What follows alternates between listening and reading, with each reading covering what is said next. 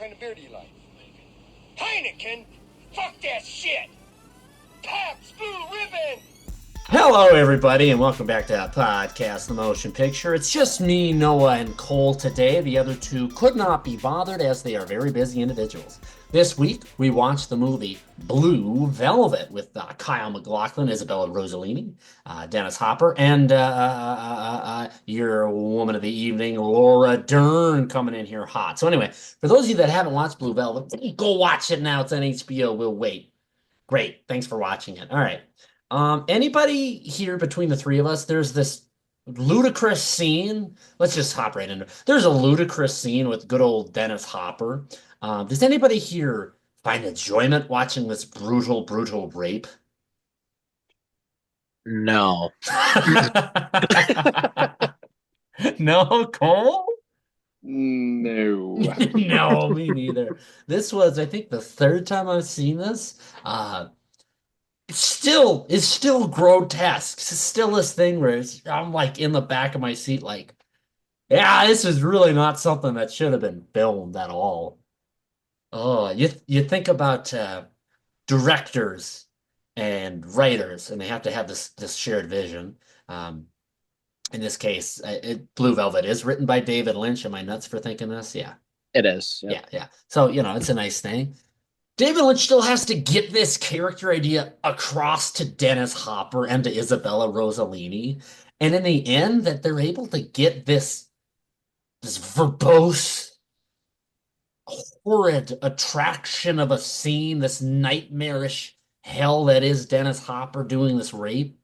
I think it's one of the greatest moments in all of art to be able to communicate to another human being, hey, I've got this evil character, make it evil.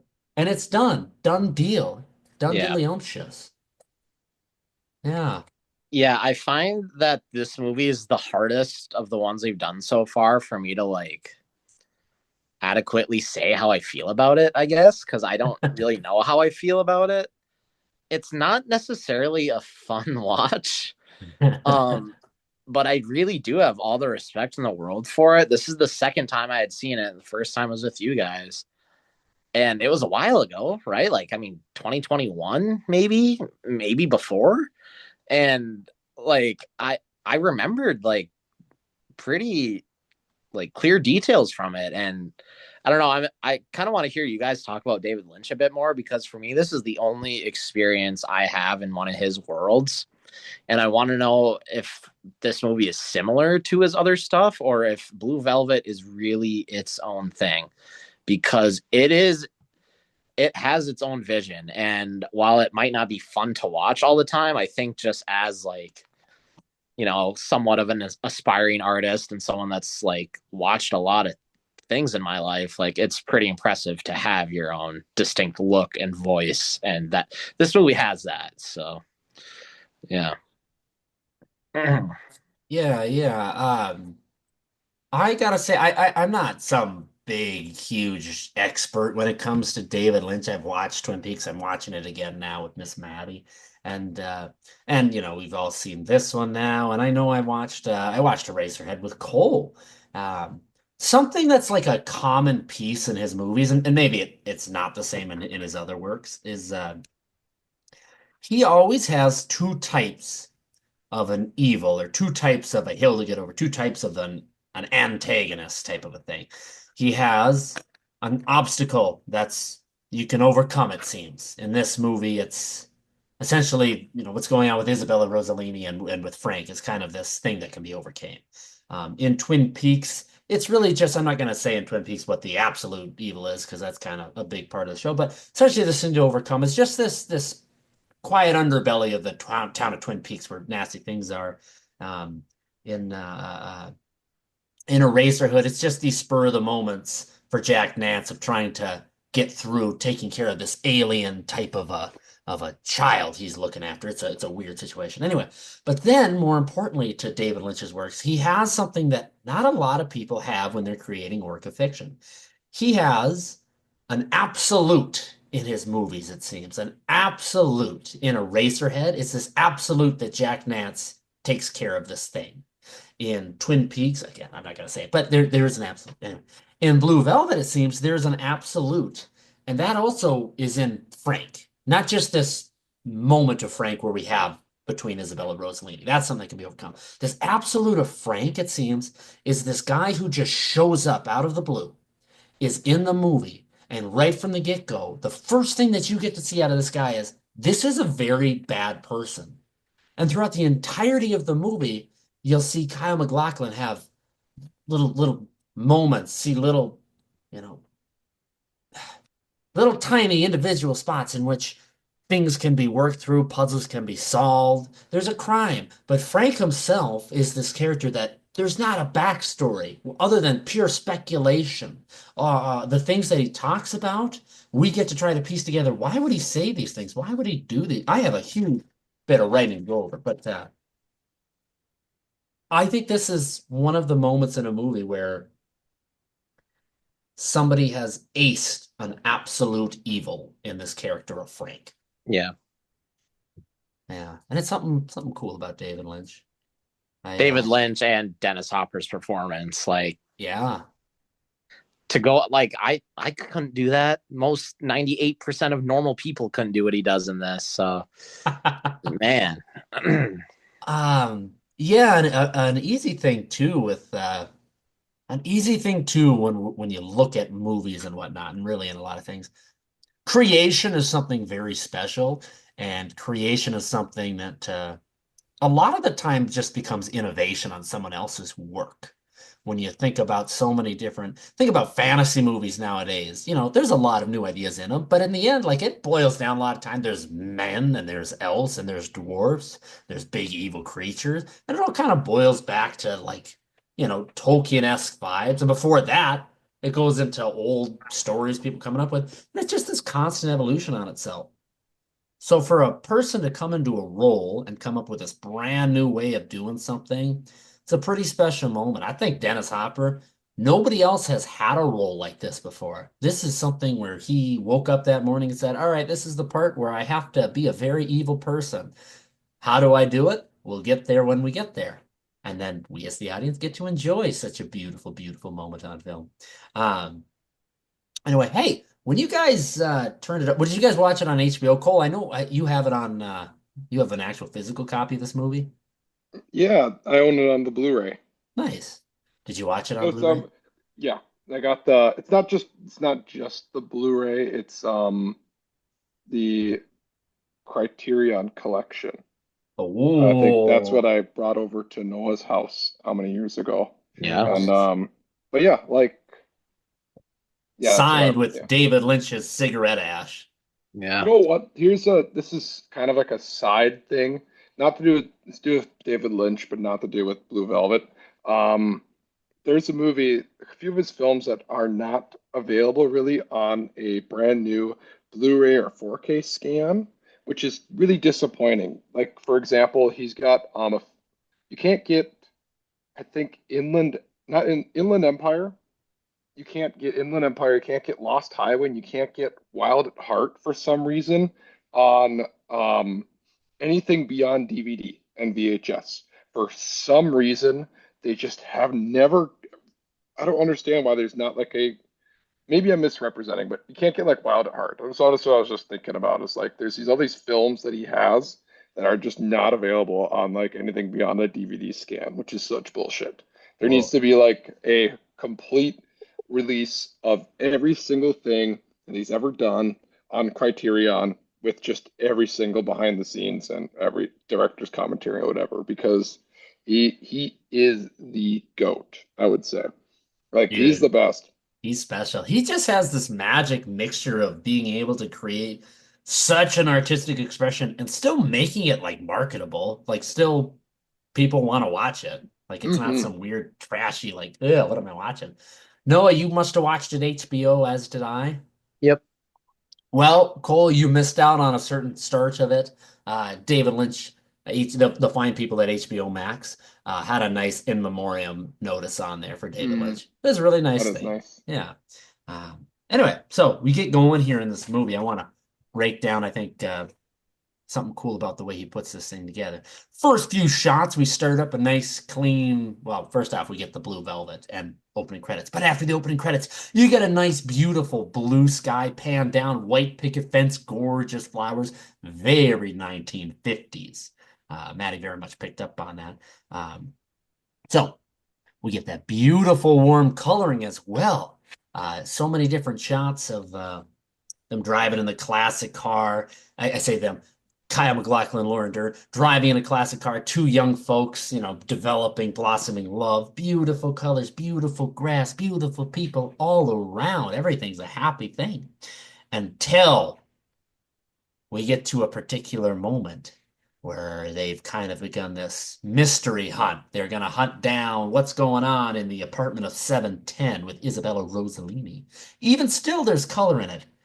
And it's not until she goes up on stage, Isabella Rossellini, and starts singing her song, Blue Velvet, and the stage light hits her with this very bright and very vibrant plume of blue.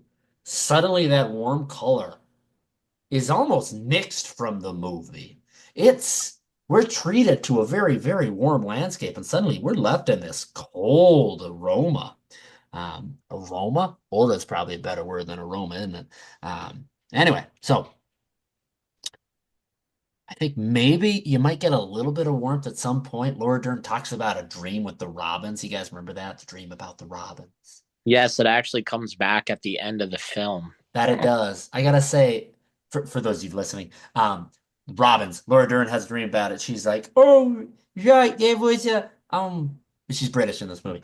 She's not actually. Anyway, Laura Dern, there's Robin. She's like, yeah, the singing of the robins. Suddenly, all the robins started showing up again and everything was good. And in the end of the movie, bunch of robins show up. One thing I hate is over explanation of things. And Kyle MacLachlan like leans over to her because there's robins. The robins have come, and it's like, shut up, you cheesy piece of garbage. What are you doing? Anyway. But I love that moment though. I do. We can maybe talk about the end and what the message of this movie is later, but I like that. Let's not get ahead of ourselves. No, let's not get ahead of ourselves. One of my favorite bits of David Lynch is the way I want to watch my words here because I don't want to say something and then cancel myself out here. The way that he can plop visual symbolism in front of you and it like doesn't catch. Like there's not like a hiccup where you're like, well, that was sudden. We're an example. We're watching Kyle MacLachlan, his character's name's Jeffrey. His dad's having a stroke. He's out in the yard. He's watering the garden. He's having a stroke, and his as he's watering the garden, his hose to his hose pouring his water gets a kink in it. And as you know, with a kink, it suddenly stops the flow of water. He's having a stroke. It's like, what a needless way to add that. Like later on, somebody can just clearly say your father had a stroke. No, not like this. David Lynch just tells us right up with it. It's a very baller move. It's very hardcore. It's like having a mic drop at the start of your movie, picking it up and then telling the rest of the story. It's cool. Guy balls hard. He balls so hard, mofks want to find him. Anyway, so let's talk as time goes on here. I don't mean to keep hogging here the speaking part, but I do have a big bit of a conversation to be had about kind of the evil of the movie. A lot of my focus goes to the evil of the movie, I gotta say. Anybody, anywhere? I think that is understandable for that to be like the focus. You mentioned all the like opening, the fireman waving on the truck and the white picket fence, but right away he also, after the stroke, pans underground and you get the bugs. Mm-hmm. Yeah. Not subtle. Not the subtle. White picket fence and the firemen and the homes, it's but not then, subtle because something's lurking underneath the surface. It's not subtle at all. But the next scene is the scene with him and his dad in the hospital. And that scene hit like right away. That scene's emotional. Like the sounds he's making, the way Kyle MacLachlan grabs his hand and has tears in his eyes.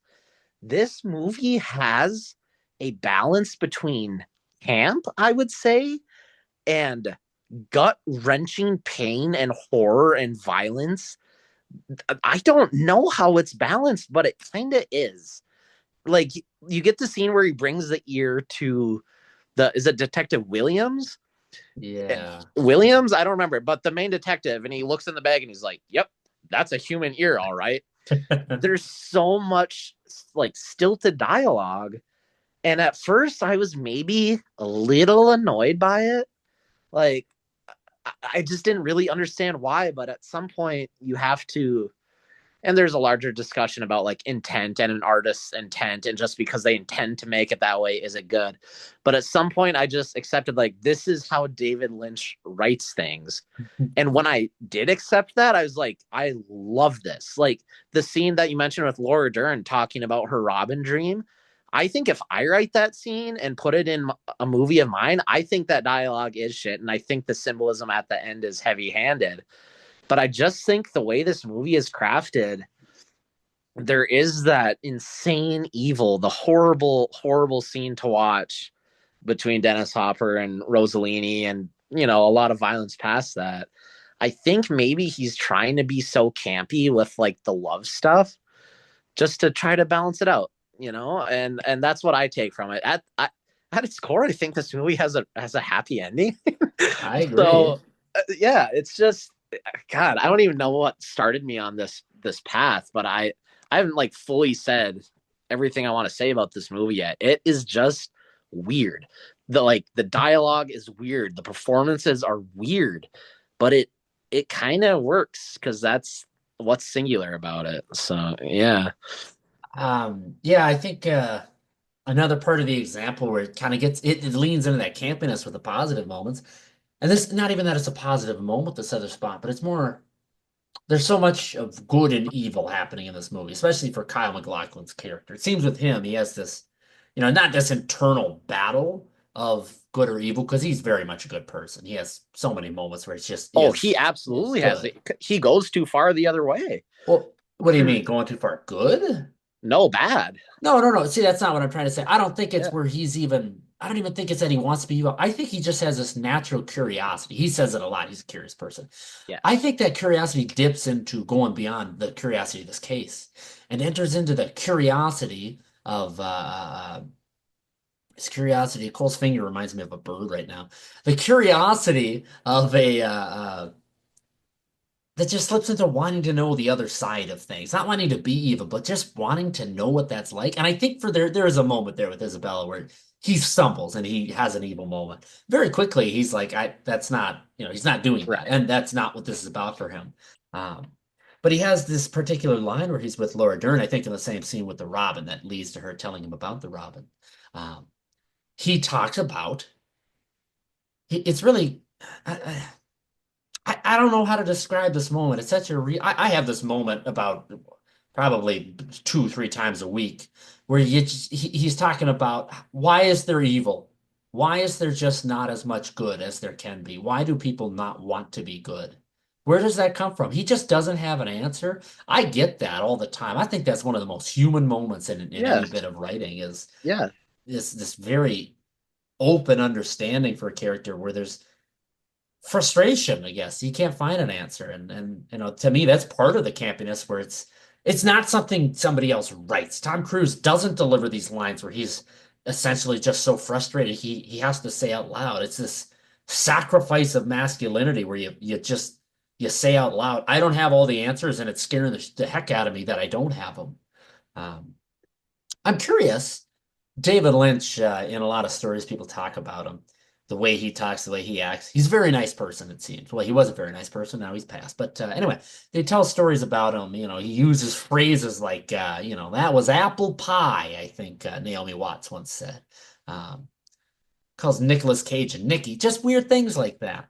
But they talk about this good, well-dressed, well-mannered Midwestern boy. Where does this come from? What did he see? Yeah. No, for real. I thought that too. Like, who broke this guy's heart? Or like, yeah. Yeah. You know, Keep it I've in my. I've I've been through rough moments. I've seen hell on earth some days, you know. What the hell happened to David Lynch? Jesus. Yeah, Oh my God, man. yeah. He a lot of his themes are this small town America, and there's something underneath there's an evil underneath the dirt. Behind every door, there's a secret. Where were you living? Why? All right. What a nutcase, but I love it. I love him. So yeah, so there's a lot of good, a lot of bad, a lot of camp, a lot of very serious moments, a lot of I don't even want to I don't know, I don't want to go real surreal in it because that's not such a thing. This is a very just heavy movie and it never really betrays itself between reality and surreality. Yeah. So if I may, let's take some time here and really get into what I began this conversation with. Let's talk about Dennis Hopper and his character of Frank. I have a particular question, I think. I actually have three questions on the matter. Do I'll answer you? one. You'll answer one. Okay. I'm All kidding. right. I'm kidding. Question 1-A. Question 1-A. Do you think Frank is born to be evil, or do you think that his evil is made? I think his evil is a product of society. I think that's what Lynch is trying to get at with him. Hmm. If I had a guess, certainly don't know this. This is just this is just me guessing. I don't think David Lynch has a backstory for Frank.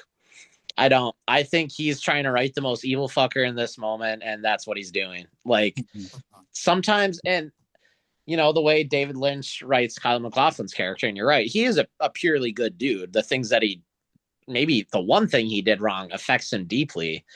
Like I don't think he respects people like Frank. Like he's not trying to make people think like, oh, is there like a positive to Frank? What made him this way? I think he wants the audience to be like, this is what evil is, and this is out there. There are people like this for whatever reason. So here is evil in its purest form, and it's this guy that huffs like whatever through a gas mask and demands bourbon and I mean, just fucked in every way. It's so glorious, honestly, to write a villain like this. And like, I don't think I'm ever scared of him. Like, I wouldn't want to run into him in an alleyway, But it's like he can do anything at any time, but he's not necessarily intimidating. He's just crazy, and I think that's a cool way to write that. Oh, you are you in the encampment that Frank is born to be evil, or that he's made evil by society? I think he's just a pure force of evil. Just how crazy he is, and I, the way that he kind of presents himself into the world, he feels like he's out. He's like a part of the world, obviously, like as a character and stuff, but he feels to me like a force. And I find that I remember it from like, do you remember when they go, there's like the two bars and stuff, right? And then do you remember what the second bar is called that he takes Kyle MacLachlan to in the movie? Second bar he takes him to. I Isn't that just Ben's play? I don't know what the name. The There's like the sign, I'm picturing it, it's Yeah, the it's sign. like this is it or something like Yeah, this. It's that's something kind like of like that. yeah, it's like it's like a force of evil. That's what I want to try and get at. And he feels like otherworldly. And picture, I look back at the scene too when he's like bringing him, he's intimidating him and everything. Kyle MacLachlan. So I don't know. That's kind of where I'm at with him. Is that he feels more like a force rather than like a product of a society. And I think just because he's so evil and like so unique in that way. Because, Yeah. you can't think of any other characters that do that shit with like the mask and everything. It's so unique. Yeah. Yeah, I think we've talked about it before. If I had a list of top five evil characters, like he and Darth Vader are like right next to each other, where force is a good word for it, and that it's just there's not like a good side to it all. There's just evil. And then that's I think where I stand. I think you can say society helped build up this character, but and I do have that thought, but I just don't think I don't think he was bound to be good, even no matter what he could have seen. I think I'm sure there were people in Frank's backstory. I agree, though. I don't think there is a good backstory for him. I don't think it's written out, I should say. I imagine there's people throwing him a million hands of just, let me help you, Frank. Let me help you, Frank, as this kid grows up. I don't think it's in his nature to be good. Whereas for Kyle MacLachlan's character, it's in his nature to be good, where somebody throws him a moment of be bad. Isabel Rossellini says, hit me. And he hits her. And he says, I don't like that. I don't want to do that. And it's done. He's remorseful about it. That's that internal side of him. I want to say, Noah, you said that this character of Frank, you're not necessarily scared of him, but you wouldn't want to tussle with him. You wouldn't trust him. I've met a Frank-like character in my life. I really have. Back when I worked up in Duluth, and I got to be careful not to drop a name on accident here, but we had an individual client, and this individual, I will say, had committed some crimes of which I don't want to say because the nature of said crimes puts him on a particular type of a list, and that particular type of a list puts his name out to the public. So, not saying anything as to what he could have possibly done. If you want to fill in the blanks, that's on you. Anyway, this individual was getting asked to leave our programming. I don't know, discontinued. What's the word? Discharged. We discharged him. The reason he was going to get discharged was he had been essentially, the belief was he had been manipulating his urinary results. And we believed he had been lying on them and he had been faking them and was still on drugs. He also had not made it to all his hours, which he had agreed upon. He failed to do that. He tried to manipulate the system. We were going to get rid of him. Me being myself, I really think people do have no matter who they are, do have a right to a certain set of civilization. You never, no matter how bad a dog is, that doesn't mean a dog doesn't deserve to eat. Doesn't mean a dog doesn't deserve to be, have a blanket thrown around them when they're wet so they can dry off. That happens. I can't take care of a feral dog. That was never my job there. That's not my job in life. But sometimes you got to try to give them a bone. I'm sitting in my office with him, have this hour-long conversation, try to cool him down. He's talking about all the nasty, terrible things he'd like to do to all of us, how terrible the situation is and whatnot, how we betrayed him and cheated him, and just all the terrible million little bad things. And we get done with the conversation, and it was not it went fairly well. I had people poking their head in to check it. Well, not really poking their head in, but eavesdropping, my coworker eavesdropping to make sure I still had a pulse. And anyway, the time it all got done, I got some praise for it. It was good. I had one coworker in particular. His name was Matt. I've talked about him to you guys before. Who he pulled me aside and he said, "Don't do that in the future. I don't think you fully understand." Matt's was a retired. He's in his 60s, an old probation officer. He said, "I don't think you understand. It was a very dangerous situation you were in there, and that man was one of the most dangerous men that you'll probably ever meet." And I sat with it and I thought about it. That guy is probably as close to this Frank character as I'm ever gonna just bump into in my life. Like seriously, that's about as akin to the crimes as he did. But yeah, so in my response to you saying that you wouldn't want to tussle with this guy, no, me at 6'3" with my weightlifting, I don't want to mess with that kind of a person. That's a scary individual. That's a loaded handgun of a human being. Yeesh, gives me the heebie-jeebies. It's one of those things that just, I don't know. I don't want to say I don't sleep well because of it, because I sleep just fine, but it's one of those things where those people are out there. They're out there. They're out there. Could even be one of us. No, it's not. I thought you were going to talk about me for a second. Yeah, when you said you had met someone like him before. Noah Lane. Okay. I gotta say, next question here, question 2 for Cole, question 1B for Noah. Thank you. What is Frank's motivation? Why does he do the things that he does? He wants to fuck. Wow, good Dennis Hopper quote. Nice job. Yeah. Ugh. I would counter with what the fuck is Jeffrey Beaumont's motivation in this movie other than the boy's slightly curious? He's curious. That's his motivation. Like, he's just curious. Yeah, like Frank doesn't have one, maybe? Like, I don't know.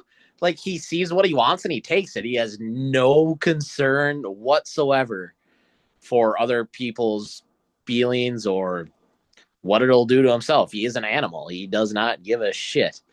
And obviously there's something going on there. He rubs the blue velvet and cries to her singing. something's going on in there, but boy, I ain't gonna touch it. I have no idea. I don't know what his motivation is. I don't want to know. Bro is broken in my brain. Like a hell of a psychologist. Hmm. And that's like the thing. Yeah, because David Lynch is like kind of purposefully like kind of vague Yeah, and leaves a lot of that up for your interpretation. Because each time I see it, I don't know what the takeaway is for some of those images and what yeah, he's getting at with like the blue velvet or like why he behaves that way. So, but that's the point. Like, remember, there's like a funny clip of him describing he's in an interview with someone, yep. David Lynch, and he's like, he just talk about Eraserhead, and he's like, Eraserhead is my most spiritual film. And the guy's like, oh, really? Elaborate on that. And he's like, no. No. Oh, that was a stellar David Lynch. That Thanks. was really So good. like, but that's just, and then if you watch his other films too, like if what you get out of this is Blue Velvet is like such like a strong movie, but it was also really mainstream when it released. Like, and it was just like it was really big, it was really popular. I think he had been dating Isabella Rossellini at the time too. I don't remember.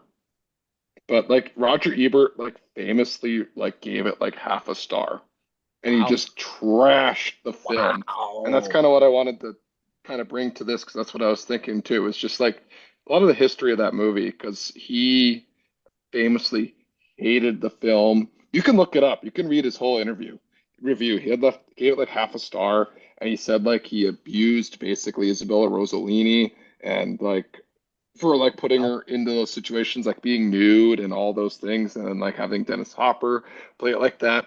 Like it just kind of makes me think of Jack's reaction. Like to bring him up when he was like, "I'm never gonna watch it again," you know, which I feel like is a just reaction to this kind of a movie. Yeah.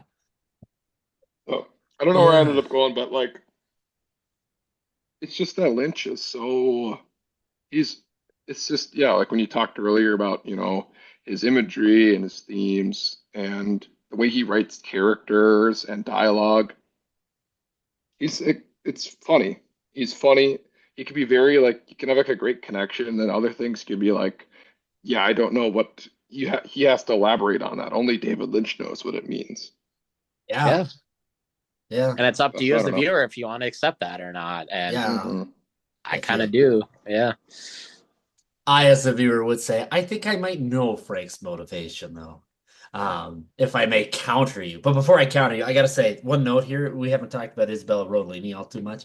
And maybe we will, maybe we won't. I don't know. I gotta say, you thought of her being abused on the set of this. Essentially, yeah. One of the things I think about is nowadays, they got intimate coaches on set and whatnot when they're filming sex scenes.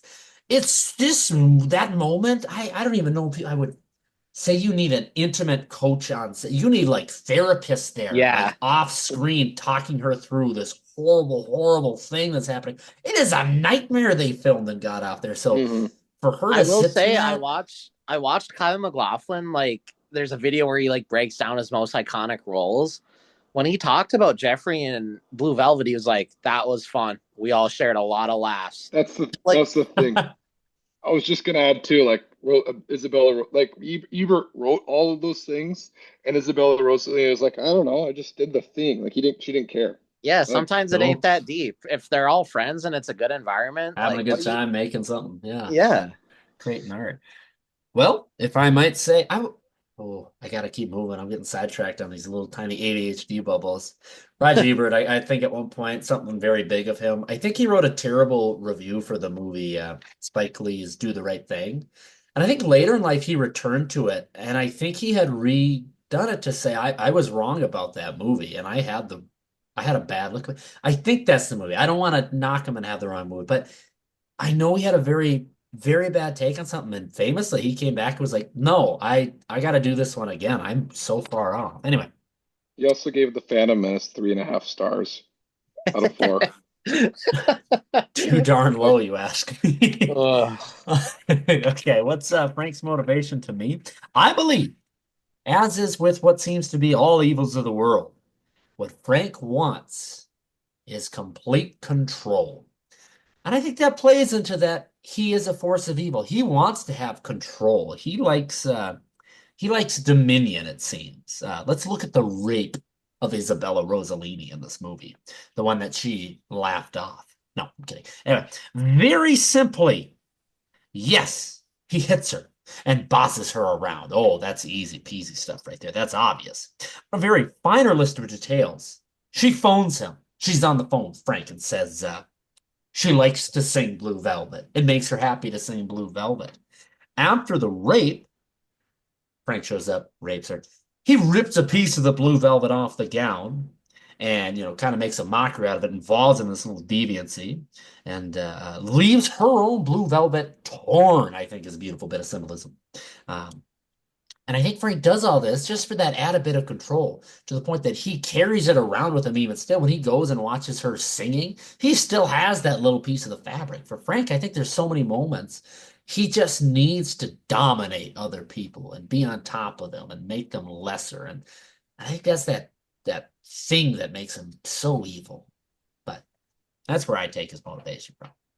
But yeah, as David Lynch would say, it's up to you. Now, my third and final question, and my first and sealed question, is why is Frank such a one-dimensional character? Why does he not have a single redeemable moment? Not how or who or what, but why is it that he's only given this one side?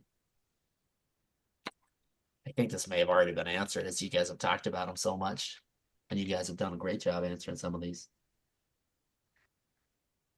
What's it gonna be? There's like, Please. I guess, like, think about him compared to like Jeffrey's kind of like drive through the film, right? Because he ends up entering into a world that he didn't expect or didn't want to get into, you know? You know what I mean? So it's like if there was some complexity there, I feel like because it's supposed to scare the shit, I think, out of him, out of Jeffrey.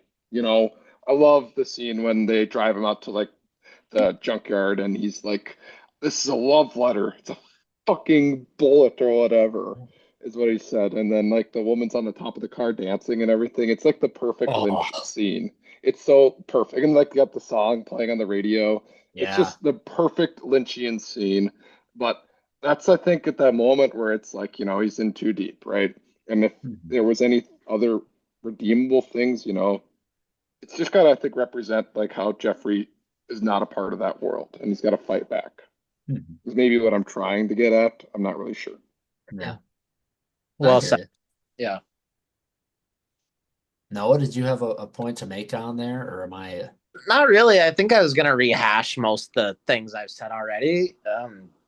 Yeah. I'm glad Cole brought up that scene because that image of the woman dancing on the car, I don't know why. It like sticks in my head. I hate it. Something I hate about it is she crawls up on there and you can hear her goddamn fat feet on the goddamn roof of that goddamn Charger, sorry. You can just hear that metal Boeing. No, Get off. no. You get off that car. What are you doing up there? Do you know what car you're on? Get off that. God, it killed me. Yeah, it's like I don't know, well-organized chaos in that moment. Everybody doing their own messed up little thing. Isabel screaming, even just adding to it. Yeah, Kyle MacLachlan is in over his head, and yeah, I But he don't. still has it within himself to stand up for Dorothy in that moment. Like, Yeah. after all the shit he's already seen that night, like, he still said something there. For a woman, we find out he maybe doesn't even love. No. Right? Yeah. I don't think he has. I don't think he has like this compassionate. Well, I don't know how I want to put this. I think he thinks he has this big passion of a love for Isabel, and he does. He has this big lusting for her, it seems. But I think the love he has for her, in the same way that Frank has this need to control her and just dominate her, like I think Jeffrey has this need to like love people and care for them and understand them. And so I think him sticking up for her is this, whereas Frank needs to ruin things, I think Jeffrey needs to help things and try to fix Yes. them. Yeah. Um, And so I think that's, yeah, his character winning out over Frank in that moment of, even though Frank kicks the crap out of him, Jeffrey wins that scene. He speaks up and he's not afraid. We should talk about the scene after where he goes down to the two old ladies for dinner. And he's like, I don't want to talk about it. I wrote it down. What What's is he it? say to his aunt? Yeah. It's the woman that plays Happy Gilmore's grandma, Yeah, by the yeah. way, who's like Oh, one of the I most know. indelible performances of my whole life. It's, I love you, but you're gonna get it. That line, I laughed out loud at that. That was so funny. I think I had the same reaction of clapping my hands even. Yep.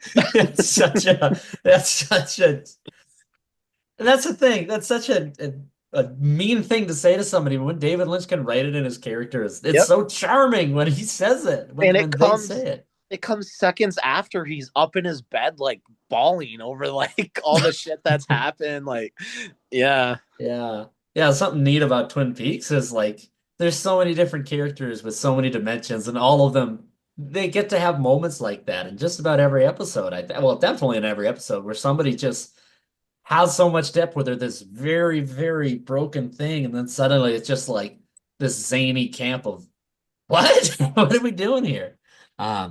Yeah, that thought of a love for Isabella Rossellini. I have a question. Do you guys think? I guess two things. Do you think you're even able to make an analysis on Isabella Rossellini's character of Dorothy? I don't think it's possible. I think Dorothy, the character, is such a broken person at this moment. Like Yeah. it would be like trying to judge someone's character while they're high on fentanyl. It's just like Yeah. that's not quite. You can't do it. That's not right. You don't Yep. have the tools. There's the line that Jeffrey has. He says like, I think she wants to die. And Yeah, yeah. yeah. Yeah. Yeah, that's a sad thing. So my better question I really had written down was, do you think Jeffrey, we talk about it's a evil moment for him to hit her. Do you think he's in his rights to have slept with her? I don't think he is. I think she's a very broken person. I think there's a few evil moments he does that are just very they don't have this big climactic moment of a slap across the face. I think they're just actions that he's passively doing. A couple actions he does do, like have sex with Isabella.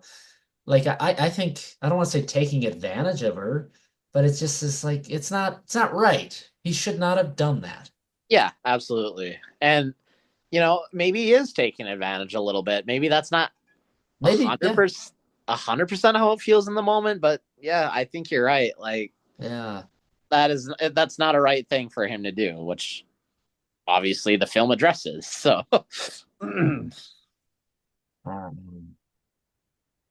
Okay, well, we were going to move on to something, I think, for just a second there, and then we got off it. But something David Lynch has in this movie, tiny tangent, I don't want to spend a ton of time on it. I just bring it up because all three times that I've seen this movie, the stairwell to Dorothy's apartment of room 710, the stairwell, I hate that place. the apartment itself too. There's a gross feel to it. There's a gross feel, and I don't love it in there. But I really specifically, this is what I mean, where I don't want to make people sit here listen to me talk about a stupid concrete stairwell. I hate those shots. I hate those scenes. I hate those moments. I think there's just a very quiet bit of background noise that he keeps on there of this just little bit of extra noise playing. I think the shots as well, the unappetizing look of the stairwell. There's just so much to it every time we go to a shot. Like, I don't want to be like, oh, it's like a can of bugs I'm looking at. Gross. It's just like, don't make me spend time here. We have 2 hours of this movie. Show me anything else. I don't like it out here. I want to be where it's warmer. Stop it. Anyway, it's one of those things. Really. You should, if you think like not like furniture, but like buildings are creepy, you should watch Mulholland Drive because it has the scariest wall ever in film history, and I'm not even joking. The scariest wall ever. All right, I'm in. I'm watching Mulholland Drive at some point for sure. Of course, I was going to do that, but sooner rather than later. That's what I think all five of us, when we get a chance, we'll have to do that one for real.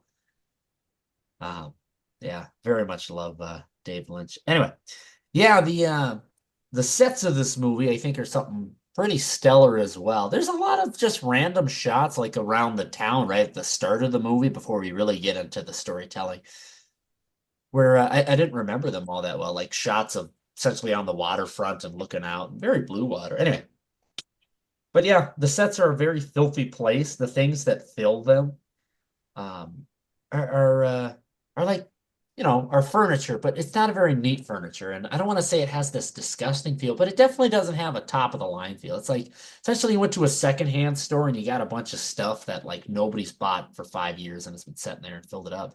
And even more so, I think something he does is the characters. I don't want to really call them extras, but especially they go to Ben, the suave man's place, Mr. Sandman himself.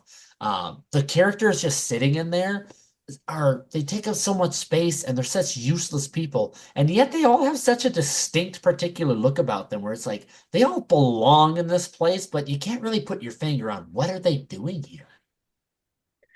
I mean, I have been itching to talk about that scene since we started this podcast. Out of everything I remembered from our first watch 4 or 5 years ago, there was not a scene I remembered more clearly than him singing that. Is it Roy Orbison? In Dreams, him singing that song is the image of this movie to me, and it's completely separate from the story, from the main characters. I think it's Ben is the character's name. I wrote down the actor, Dean Stockwell as Ben. Yeah, like give him an Oscar for the way he holds that light and sings that song. It like hits me for some reason. It's just I wish I had a smarter word than weird, but it's just the right amount of weird that I'm like, I don't really think I've seen this before in my whole life. Like, what's going on in this moment? I can't really explain this, and it's a good ass song, and I love music, so I just love that moment. Like, I don't know what he captured, but I love it. Makes me very glad that you finally get a chance to really get into that here on the podcast, because I knew when the scene was coming up, I was like, I know that you liked it, Cole. I know that you liked the scene. I like always enjoyed the scene, but I never really thought like it was like the thing to think about. Watching it this time, though, yeah, there's just a sudden air about it as soon as it begins. And then the light turns on, he starts doing that. The lip syncing is spot on, perfect, and yeah, I felt it this time a little bit more, which I was glad to be able to catch that. It's something I don't have a word for it. I guess suave as they call Ben. It's a that suave guy's moment. suave. Sure is. I like something about Ben's character, the suave man. Is he's really the one character that has a conversation with Frank where like Frank talks to him like a normal guy. Like think about for those of you listening, Noah just finished the main storyline of Grand Theft Auto 5 last night. Anyway, but there's a character in it named Trevor. He's an evil fella. He has like very few moments where he actually talks to people very seriously and straightforward and direct. And it's a bad example. Anyway, essentially, it's the one time there's this one-on-one direct link up where Frank isn't angry. He's not mad. He's not sad. He's just saying some things. He's like, yeah, that Gordon, he's solid shit or whatever he says. And like, that's a weird moment for Frank. I think between like two of his weirdest moments are the rape and having a normal conversation.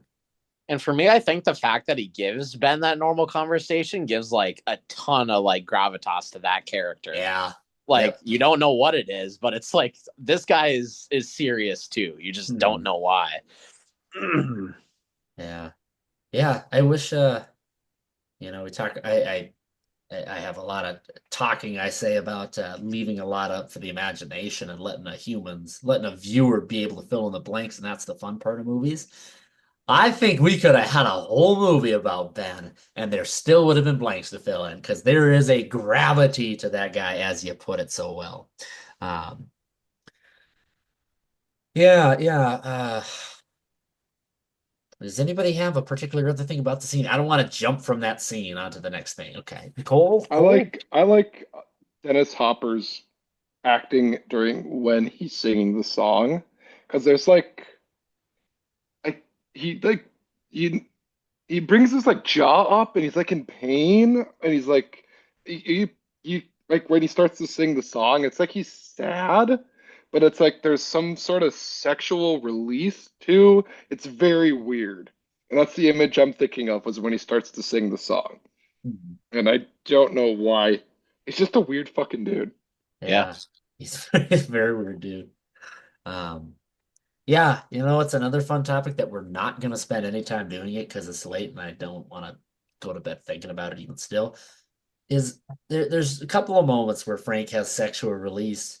What are the finer points of those moments that really give him that release?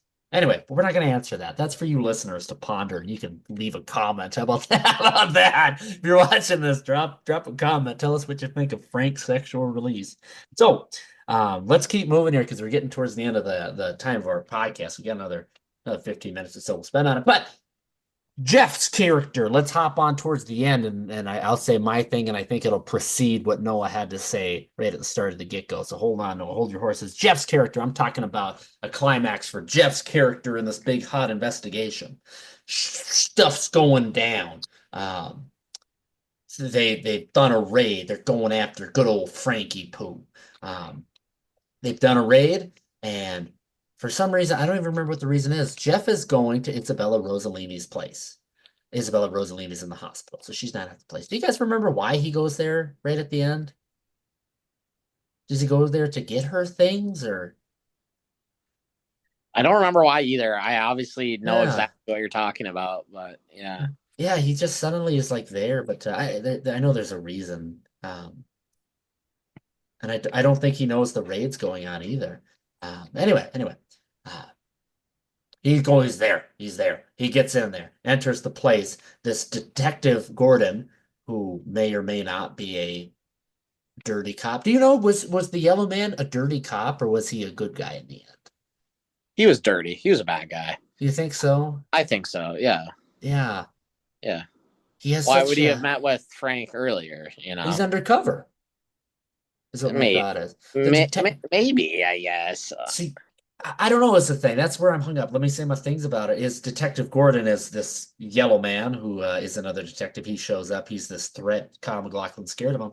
And this other detective who we have complete trust in until towards the very end. There's still where he's aligned a little bit with this possible dirty cop. We don't know.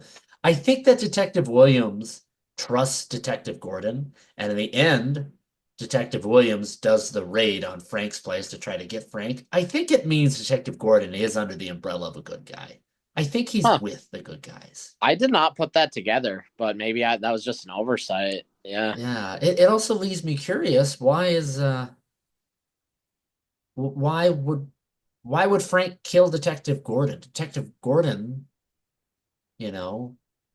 Frank would have to know Detective Gordon is a cop. If Detective Gordon is undercover, well, then he wouldn't necessarily be telling Frank that he's a cop. You know what I mean? I just think anyway, that's something I think I'd have to draw a map to find the answer to, or really find I think my for me, explanation.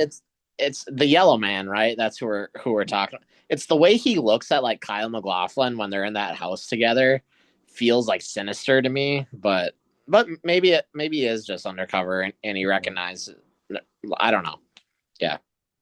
I'd have to ask David Lynch. Let's ask him. I think I don't know. I think that sinister feeling. I think that's like a wild goose chase to add to it all. But I don't know. I guess let's watch it a fourth time, shall we? Anyway, but I bring all that up because as they're standing there, even Isabella Rossellini's husband's there, mutilated and dead, I do believe. Kyle gets there and he's looking at all this and he's still a curious guy. He is. But he gets there and he looks at it all and he even says it out loud essentially that no, he's gonna let the detectives find the situation and he's done. It's over for him. Like curiosity's peaked, it's out, it's over. No, he quits. It's done. I think that is one of the most excellent bits of character development. I reason to you now, not as a joke, but as a very serious thing here, is that to me is a huge point of the movie, not this big thing that will shove down our throat. But at the very end, it's this moment of character development in conclusion of a finality And that character development, I think, is a very important topic in the movie Green Book, and I think that's why it won an Oscar. Anyway, to me, yeah, no, it's dead. To me, um, I think that's one of the most important things this movie can do for you is it does tell this beautiful, beautiful, cool, awesome epic of a story of this crime and mystery and world building and nastiness, good, evil. But just this one person having such a huge payoff where he says, nah, enough's enough. I'm done. Walk away. Of course, that doesn't work out, and he immediately gets trapped and cornered and has to return to the scene because Frank shows up. And Yep. um, yeah, I really like that. What do you guys think of Frank's well-dressed man disguise? It kind of scared me. It is scary. Yeah, when well-dressed man shows up and like looks up the Yeah. stairwell at Kyle MacLachlan. I had forgotten about the character at this point. Same. I So didn't when know he, where that was going. Yeah. yeah, so I was like, oh my God, it's even worse than Frank. It's the well-dressed man. Yep. I Who wanted to knows? bring up that shot, Reed, when you talked about the stairwells being eerie, because that's always scary when you Yeah, look it up. it Yeah. is. It's puts me on edge. So many moments like that. It's because it's like a very real still image in my head. That's something that we, as a kid, you look over and suddenly there's this scary looking guy at you and you're like, oh no. Yeah. Yeah. I'd completely forgotten about the well-dressed man until that moment. So when he shows up, I was like, well, honestly, as he's walking away, I think it's such a good like suddenly it's back into the story because as Kyle's leaving, you have a sense of completion and that it's over. Frank is gotten or might be on the run, but when the well-dressed man shows up, it's like, shoot, there's a stone that has been not unturned or a stone unturned. Sorry. Um, yeah, a stone Yeah. left that A, has not been turned. a turnstone that is yet to be turned. Out of all the stones left unturned, this one is unturned. Whereas they wanted to leave no stones unturned. Here comes the well-dressed man. Okay. Anyway, yeah, so let's keep on hopping along here if nobody's got bumpkiss to say about that. Noah, you are really digging the ending of the movie, digging the feeling and the vibe and what the message is. What to you is the message of this movie, my friend? What did I write down? Choosing light over dark. Message I can get behind. And that's what it is. I think that scene where Jeffrey's up in his bed crying after the night of like violence he had with Dorothy is really important. Like to me, there's a bit of a theme of there's like light and dark in all of us. What matters is what we choose to act upon. Sirius Black, Order of the Phoenix. But I think maybe Lynch is saying like, like Jeffrey and Frank are from the same small town. And look at how different those two are. We all deal with the same shit. And you can choose to be a Jeffrey or you can choose to be a Frank. You can be wholeheartedly good and do the right thing and protect this woman you don't even know, even though you might get killed for it. Or you can be a drug addict, rapist, do whatever the fuck you want because you know you're going to die anyways and nothing matters.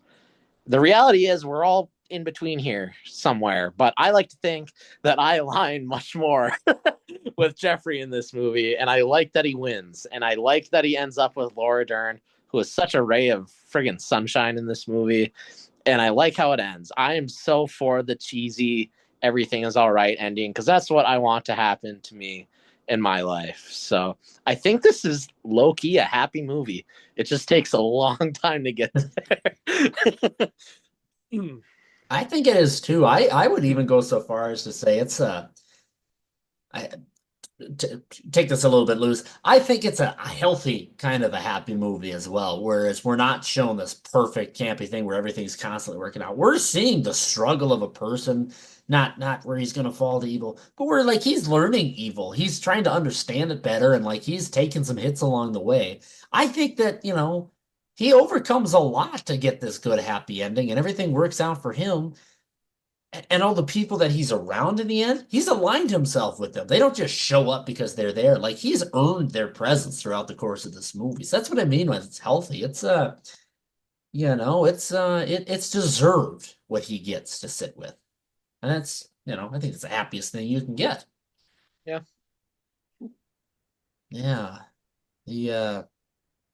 We mentioned the Robins, and we mentioned the shot of nice 1950s happy neighborhood underneath all that nasty bugs living in the underground, very subtle, if you will. But essentially showing that there's an evil under all this. In the end, the Robins are showing up, and a Robin is eating one of those bugs.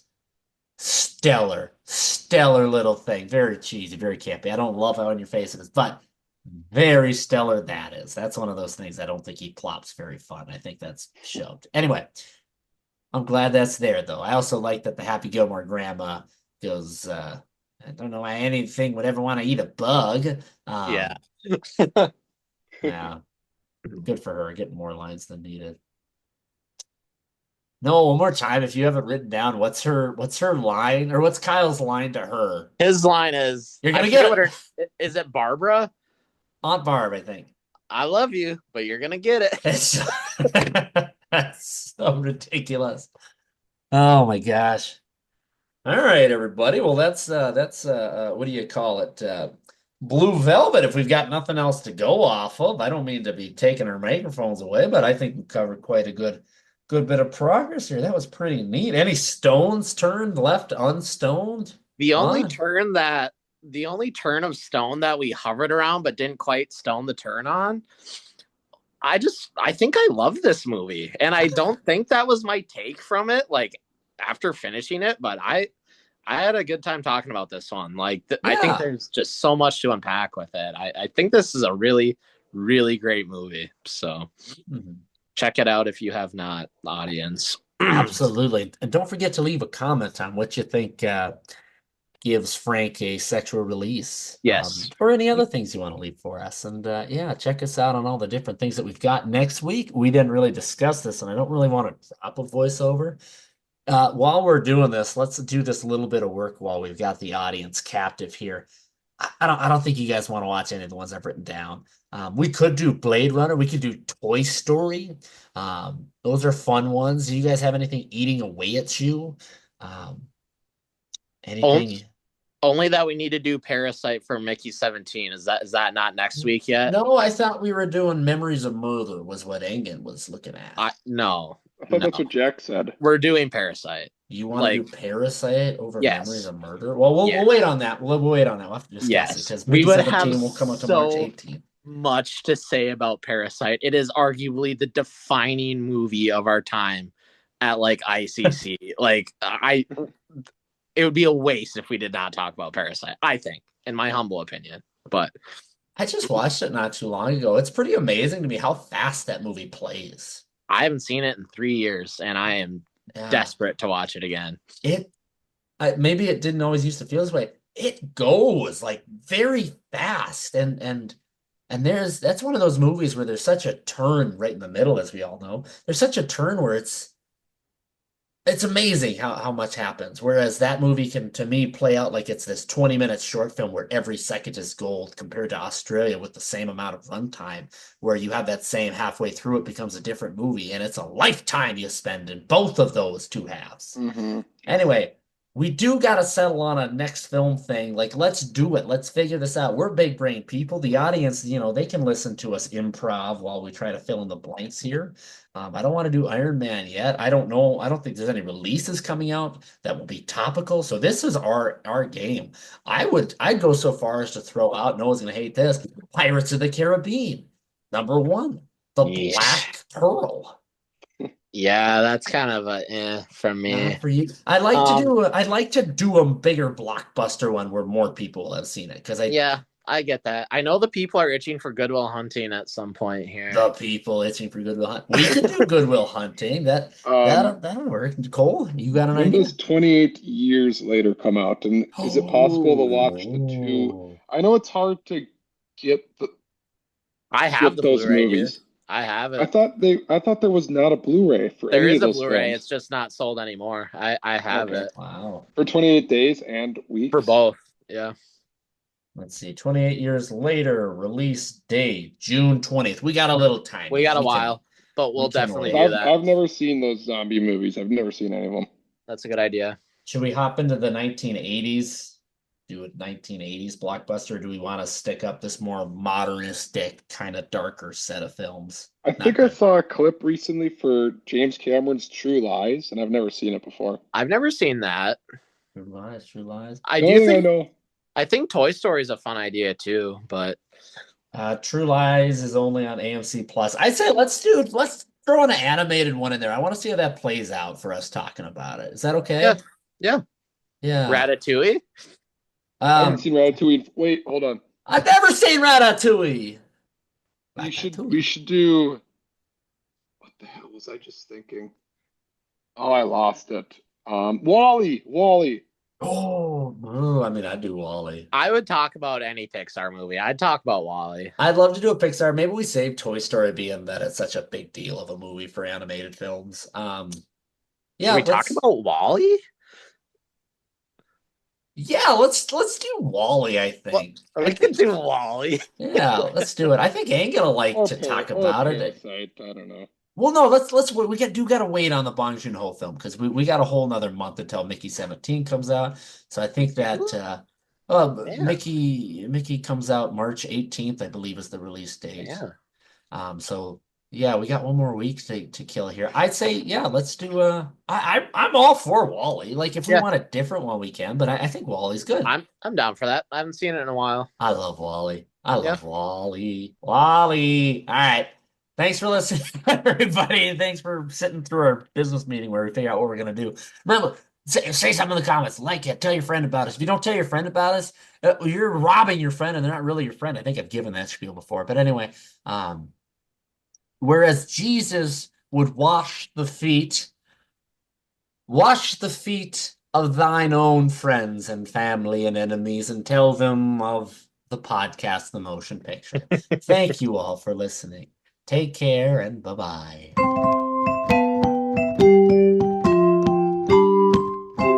That was a whole episode of the Whole Other Podcast. It's over now. The podcast is done.